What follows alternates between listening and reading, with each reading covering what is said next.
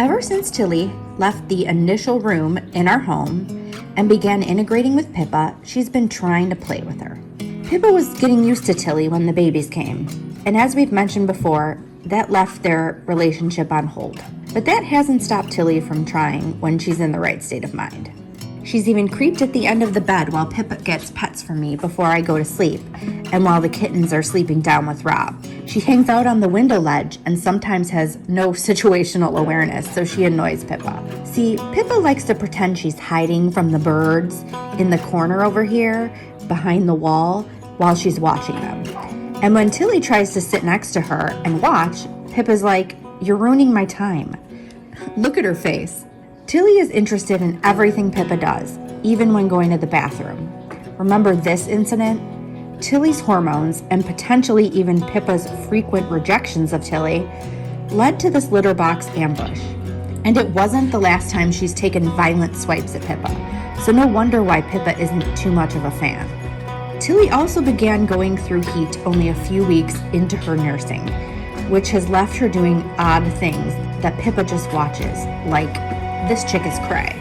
Despite all of the things you wouldn't want in a cat introduction to derail the process, it's been just 3.5 months with Tilly at this point, and their relationship has gotten better.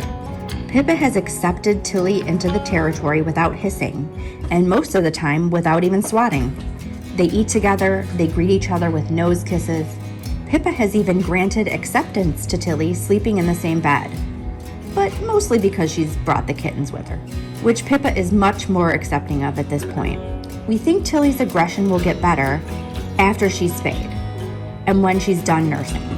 That's right, the kittens still go to her about once a day for milk, and Tilly lets them drink. But Tilly should theoretically get better, and that will also help cool things down.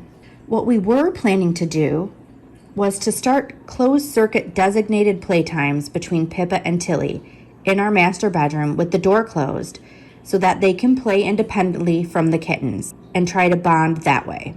But then this happened. Daphne and Penny were playing with this box with a ball in it. All of the cats like it, and Pippa was there supervising. Well, Daphne gets her foot stuck and starts crying. I mean, screaming. Pippa gets up to try and help her. And then Tilly, who is in the other room, runs in and swats at Pippa. Pippa, who then backs up and doesn't fight back. Tilly is being a protective mom here.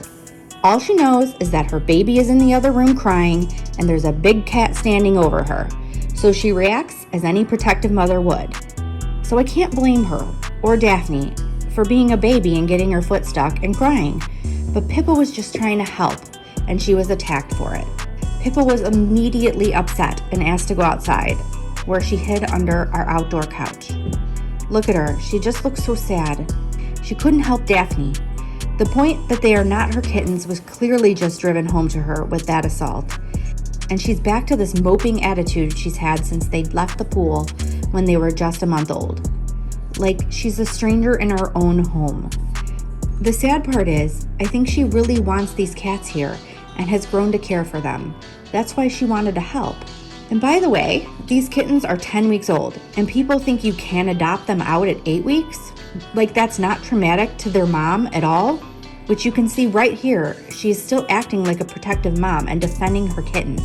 This may be what people do, but I don't think that just because the babies are done nursing and don't technically need the milk any longer, that they should be taken away from their mom. They still need things from her, but I guess that's beside the point.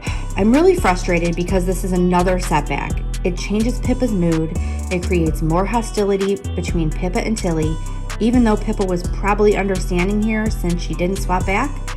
But it doesn't feel good, and I'm sure when all she wanted to do was help, and the whole thing was an innocent misunderstanding that neither Rob nor I can explain to them, which makes it even more frustrating and difficult for us. I wish we had better news and better stories for you today. We posted a video a little while back stating that progress is not a straight line. And it's things like this that don't make it a straight line. It's very much a zigzag that we have to continuously help navigate. The only thing we can do is get up tomorrow and try again. That's all for now, but you can subscribe to join the Pride, scratch out some comments down below, use your mouse to share this video, and put your paws on that like button. We'll see you in the next video.